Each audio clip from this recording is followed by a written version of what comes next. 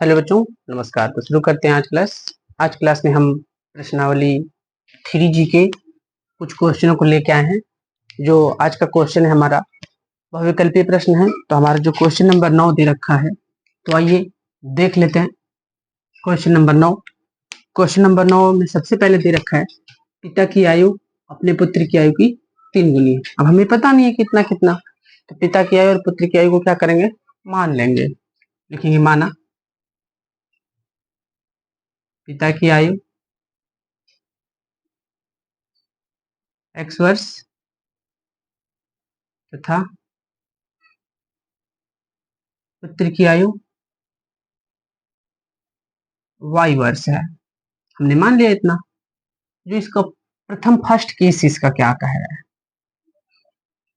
जो इसका प्रथम शर्त है पिता की आयु अपने पुत्र की आयु की कितनी है, 3 गुनी है। देखिए पिता और पुत्र हो गए, पिता और पुत्र हो गए। तो यहाँ पे पिता की आयु पुत्र की आयु की कितनी है, 3 गुनी है। तो यहाँ 3 गुना कौन दे रखा, पिता दे रखे हैं। तो पिता दे रखे हैं, तो हम दोनों को क्या कर रहे हैं, बराबर कर रहे हैं। तो 3 का किसमें गुणा कर दूं, इसमें, तो बराबर हो जाएगा। क्योंकि पिता 3 गुने पहले थे पुत्र की आयु का, 3 का गुणा कर दिया, बराबर होगा। समीकरण नंबर 1। नेक्स्ट कह रहा है 5 वर्ष बाद। चलिए इसका सेकेंड शर्त जो है वो देख लेते हैं। 5 वर्ष बाद हमने आपको बताया, बाद का मतलब कौन सा चिन्ह लेके आता है, प्लस का चिन्ह लेके आएगा।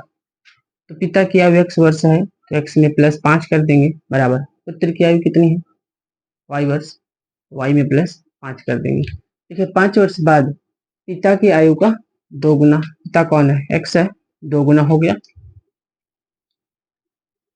अब पुत्र की आयु की 5 गुना के बराबर है। तो दोनों की वर्तमान आयु बतानी है, गुणा कर देते हैं। 2x 2 पंचे 10 बराबर 5y प्लस 5 पीछे कितना हो जाएगा, 25 हो जाएगा। 2x ऐसे ही, ये प्लस का इधर आएगा माइनस का, बराबर 25, ये प्लस का उधर गया माइनस का। 2x माइनस 5y बराबर कितना बचेगा, 25 में से 10 घटा देंगे तो 15 बच जाएगा। समीकरण नंबर कौन सा हो गया, 2 हो गया। अब एक से x का मान प्रतिस्थापित कर देते हैं। समीकरण 1 से 2 ऐसे ही, यहाँ बीच में गुणे का चिन्ह, x की जगह क्या रख देंगे, 3y माइनस 5y बराबर 15।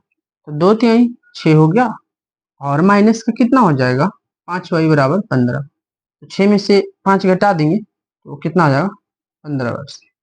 तो जो पुत्र की वर्तमान आयु आई, पुत्र की आयु वो कितनी आ गई, 15 वर्ष। तो पुत्र की आयु 15 वर्ष आ गई। अब हमें पिता की आयु निकालनी है, तो इसको ऊपर से रफ करके और सॉल्व कर देते हैं। मान रख देते हैं समीकरण 1 में, समीकरण 1 से x बराबर कितना था, 3। y का मान मैंने क्या निकाला, 15। तो x बराबर कितना हो जाएगा, 15 या 45 वर्ष। x को मैंने माना किसको था, पिता। तो पिता की आयु कितनी हो गई, 45 वर्ष। तो पुत्र 15 वर्ष का है, पिता 45 वर्ष का। तो इसका ऑप्शन नंबर 4 सही है। इस प्रकार हमारा क्वेश्चन नंबर 9 कंप्लीट हो चुका है। तब तक आप लोग इसे नोट कर लीजिए, फिर इसे रफ करके अगला क्वेश्चन सॉल्व करवाते हैं। ठीक है, इसको रफ कर देते हैं। इसका अगला क्वेश्चन जो दे रखा है, क्वेश्चन नंबर 10। क्वेश्चन नंबर 10 में 2 समीकरण दिए रखे हैं। समीकरण x प्लस वाई बराबर 6 और x माइनस वाई बराबर 2। इन दोनों को हल करके हमें क्या निकालना है, x और y का मान। तो सबसे पहले हम समीकरण लिखेंगे x प्लस वाई बराबर 6, समीकरण नंबर 1 हो गया। दूसरा दिया है x माइनस वाई बराबर 2, समीकरण नंबर 2 हो गया। अब यहाँ हम देख रहे हैं x वाला भी, x का गुणांक भी बराबर है, y का गुणांक भी बराबर है। चिन्ह देखें तो y वाला, तो दोनों एक प्लस का एक माइनस का है, तो लिख देंगे जोड़ने पर। जब जोड़ते हैं तो चिन्ह नहीं बदलता, ये कैंसिल हो जाएगा। ये विलोपन विधि है भाई, यहाँ एक यहाँ एक और एक कितना हो गया, 2x। ये दोनों भी जुड़ जाएंगे, तो 6 और 2 कितना होगा, 8। x बराबर 8। एक गुणे में तो कहाँ चला आएगा, बटे में, 2 चौको 8। x का मान कितना है हमारा, 4 आ गया। अब x का मान 4 आ गया, y का मान निकालना है। तो x का मान समीकरण 1 में रख दें या फिर समीकरण 2 में प्रतिस्थापित कर देते हैं, सॉरी रख दें। समीकरण 1 से। x का मान 4 आया प्लस y बराबर 6, तो y बराबर 6, ये प्लस का उधर जाएगा माइनस का, तो 6 में से 2 4 घटा देंगे, कितना आ जाएगा? 2 आ जाएगा। इस प्रकार हमारा x का मान 4 और y का मान कितना आ गया? 2 आ गया। तो देख लेते हैं ऑप्शन, x का मान 4 है और y का मान 2 है, हमारा विकल्प नंबर कौन सा सही है? फर्स्ट। इस प्रकार हमारा क्वेश्चन नंबर 10 भी कंप्लीट हो चुका है। तब तक आप लोग इसका स्क्रीनशॉट ले लीजिए, ठीक है। आइए इसे रफ कर देते हैं और इसका अगला क्वेश्चन जो है क्वेश्चन नंबर 11 उसे देख लेते हैं। सबसे पहले मैंने क्वेश्चन नंबर 11 डाला, लिखा क्या है? 5 पेनों और 3 अभ्यास पुस्तिकाओं का मूल्य कितना दिया? 21 रुपए। 5 पेन है, सबसे पहले मैं यहाँ 1 पेन और 1 अभ्यास पुस्तिका का मूल्य मानूंगा। माना 1 पेन का मूल्य x रुपए तथा 1 अभ्यास पुस्तिका का मूल्य y रुपए है। तो जैसे हम आपसे पूछें एक कलम का मूल्य 5 रुपए, 5 कलम का मूल्य कितना होगा? आप बताओगे 25 रुपए, क्या करोगे? हाँ, गुणा किया आपने। तो ठीक उसी प्रकार से एक पेन का मूल्य मैंने माना x रुपए, तो 5 पेन है तो कितने हो जाएंगे? प्रथम शर्त से 5x हो जाएगा। और 3 अभ्यास पुस्तिकाएं हैं, एक अभ्यास पुस्तिका का मूल्य मैंने y माना, तो 3 का कितना हो जाएगा? 3y। अब भैया आप दुकान पे जाओगे, खरीदोगे तो जोड़ के तो रुपए दोगे, ठीक है भाई, जोड़ दिया। कितने रुपए दिए आपने? 31 रुपए। समीकरण नंबर 1 मान लिया। अब जिसका दूसरा शर्त कह रहा है यदि 7 पेन, एक पेन का मूल्य x रुपए है, तो 7 पेन का कितना हो जाएगा? सिंपल सिंपल बात, गुणा करना है, तो 7x। दूसरा, 2 अभ्यास पुस्तिका है, एक अभ्यास पुस्तिका का मूल्य मैंने क्या माना?